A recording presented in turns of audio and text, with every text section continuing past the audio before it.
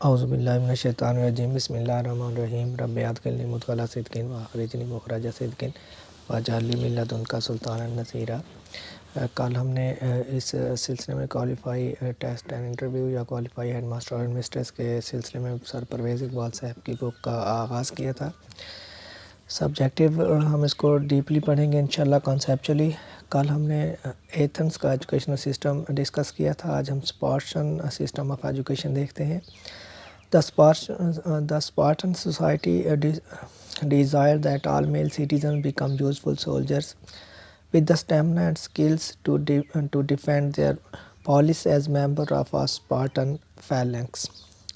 Spartan جو society تھی ان کی خواہش تھی کہ اس کے تمام جو شاعری ہیں وہ بہترین کامیاب سپاہی بنے اور ان میں اس طرح کی طاقت اور مہارت ہو کہ وہ اپنے سٹیز کو، اسٹیٹ کو، ریاست کو ڈیفینڈ کر سکیں۔ Police state, city state, Spartan فیلنکس کہتے ہیں ان کے جو جنگجو ہیں۔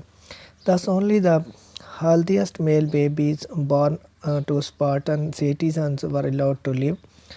کیونکہ ان کا مین مقصد بہترین سولجرز پیدا کرنا تھا۔ ہم پہلے بات کر چکے ہیں کہ ان کا مین جو مقصد ہوتا تھا، مین کام ہوتا تھا یا بہت زیادہ جو تھریٹ ہوتا تھا وہ ہر وقت کے وارز کا ہوتا تھا۔ جنگجو قبائل تھے وہ آپس میں ان کی جنگیں جاری رہتی تھیں، تو انہیں وہ صرف لوگ چاہیے ہوتے تھے جو بہترین سپاہی بن سکیں۔ تو اس مقصد کے لیے وہ ایسے ہی بچوں کو جسٹ زندہ رہنے کی اجازت دیتے جو ہلدی ہوتے۔ A council convened at the birth of each male child with the purpose of examining the baby for defects and signs of weakness۔ ان کی کونسل تھی اسپارٹا میں جو ہر پیدا ہونے والے بچے کو ایگزامن کرتی اور اس میں ڈیفیکٹ دیکھتی، کوئی خرابی دیکھتی، کوئی نقص دیکھتی یا کوئی کمزوری انہیں نظر آتی۔ After examination the council would either rule that the baby was fit to live or would reject the baby, sentencing him to a death by abandonment and exposure۔ تو وہ معائنہ کرنے کے بعد وہ اس بات کا فیصلہ کرتی وہ کمیٹی، وہ کونسل، کہ بچے کو زندہ رہنا چاہیے یا اسے مار دیا جانا چاہیے۔ یہ بڑا ان کا خطرناک رول تھا۔ اس کے بعد گوگ ہے، what were they؟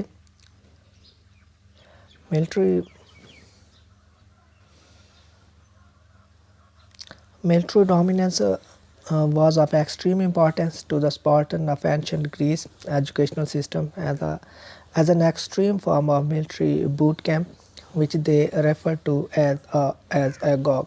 agog کا جب ہم لفظی مطلب دیکھیں تو وہ ایسے لوگ ہوتے ہیں جو انتہائی بہت زیادہ کین یا ایگرنیس کا مظاہرہ کرتے ہیں فار لرننگ۔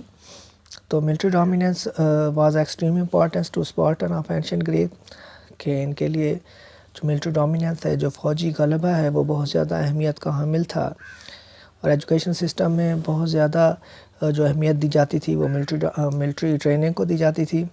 اس کے بعد system as an extreme form of military boot camp. Boot camp کہتے ہیں ایسے کیمپ جہاں پر ٹریننگ دی جاتی ہے فار نیو ریکروٹ، اور یہاں کا جو ڈسپلن ہوتا ہے وہ اسٹرکٹ اور سخت ہوتا ہے۔ Spartan thought knowledge as travel.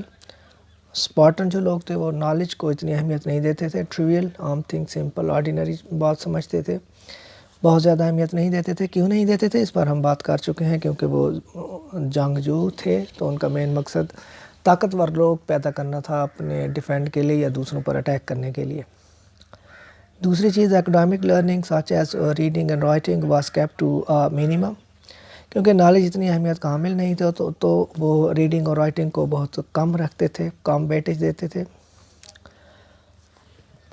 Formal education for a Spartan male began at about the age of 7۔ Spartan جو لوگ تھے ان کی سوسائٹی میں جو فارمل ایجوکیشن تھی وہ 7 سال کی عمر میں شروع ہوتی تھی۔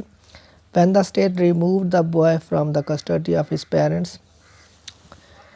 ریاست بچے کو ان کے والدین سے لے لیتی، and sent him to live in a barrack with 5 years، اور وہ اپنی کسٹڈی میں ایک بیرک میں اسے 5 سال کے لیے بھیج دیتی بچے کو۔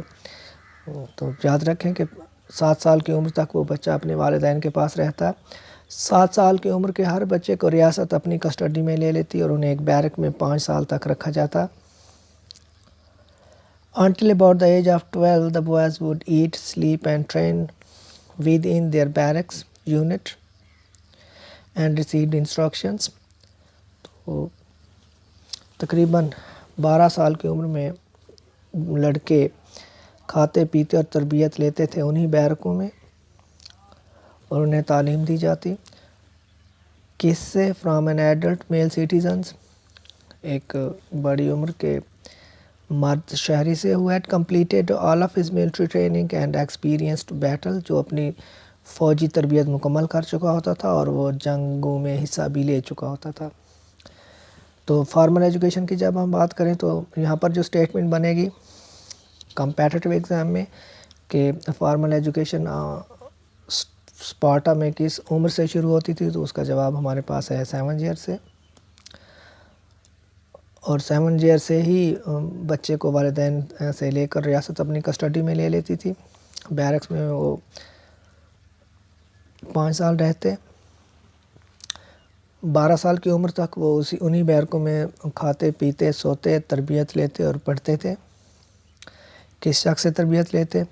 جو میل سٹیزن ہوتا تھا، ایسا شخص ہوتا تھا جس نے خود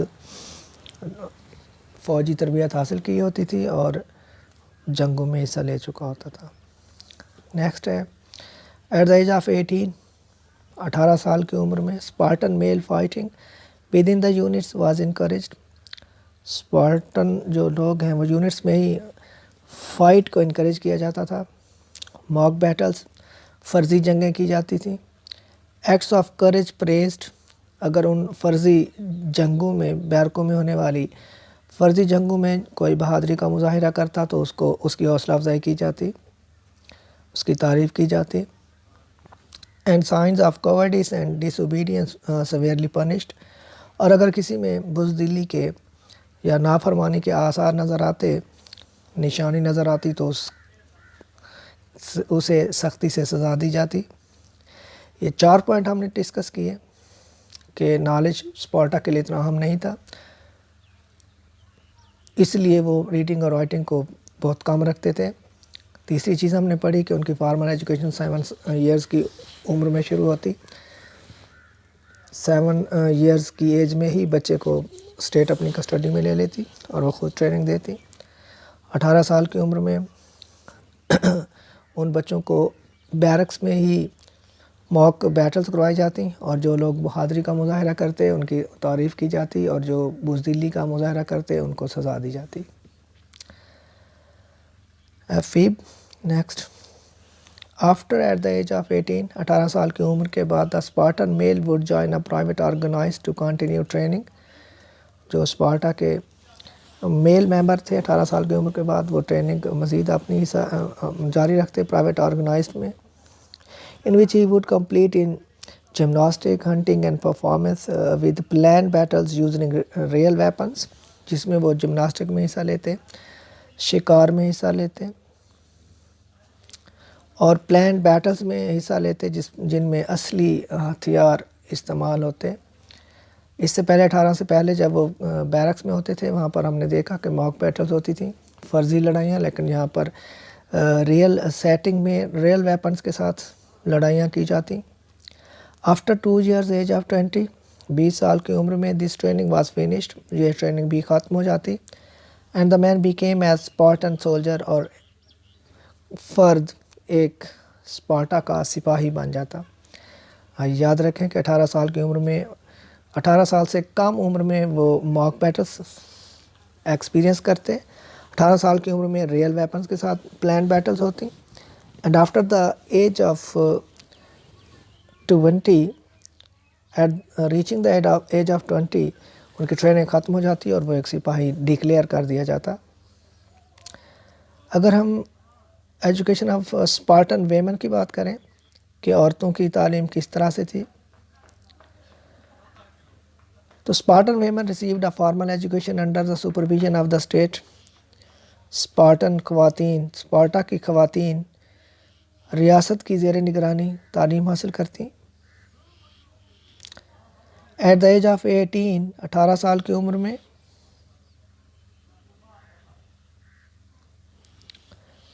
Women were taught to run, wrestle, throw a discus and also throw javelins.